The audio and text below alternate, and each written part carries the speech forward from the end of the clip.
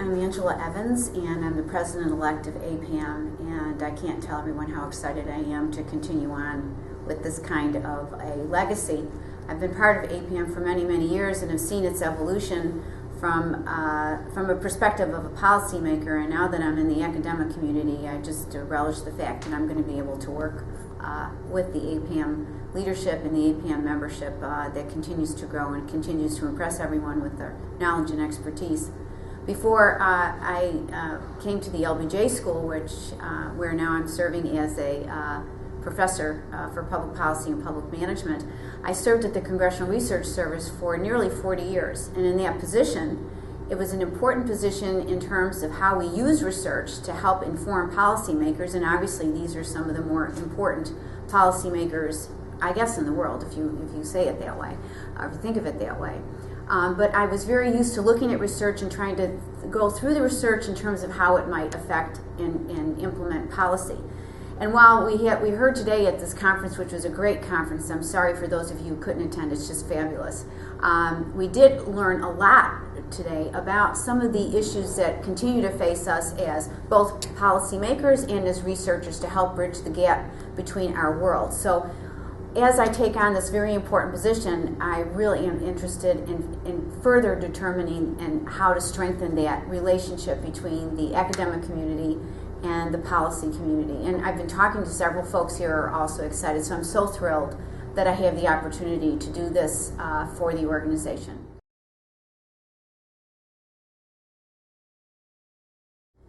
I think the thing that I can bring to the table is years of expertise, again, where I'm trying to look at how the research community, the academic community, even the think tank community can help people who are on the ground fighting, working within the legislative branch, the executive branch, to try to deal with what we used to call wicked problems. These are problems that are going to be with us.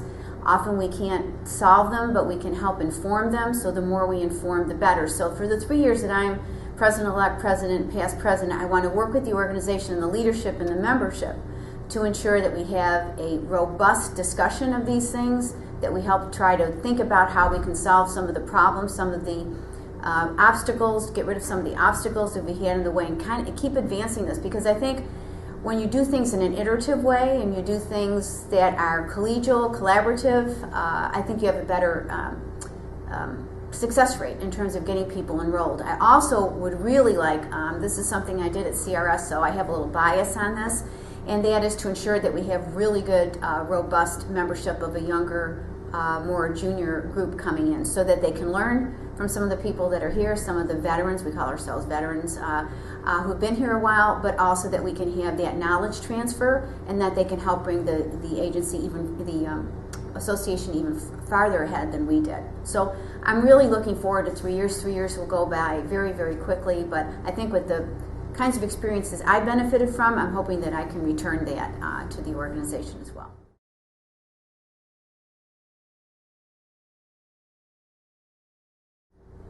An APPAM membership it's a network, it's professional friends, it's acquaintances. I've made some very dear personal friends through APPAM as well. But I think people need to be able to go to a community of people who are like-minded about trying to solve public policy problems. I mean, that's what APPAM is all about, and that's what it's uniquely about.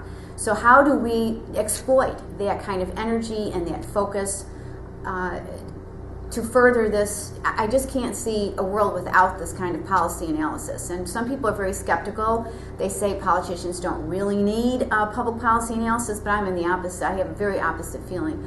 I feel when things are very tense and that there's a lot of polarization, that's exactly when you need good policy analysis based on research, facts, telling people what we know, what we don't know, because these are very high-stake decisions that we're making at our national level and now in the global community. So I see APPAM as a spark. It's not only a spark, but it can stay with it. So I'm very pleased that I became a member of APPAM and was able to develop through the organization personally and professionally.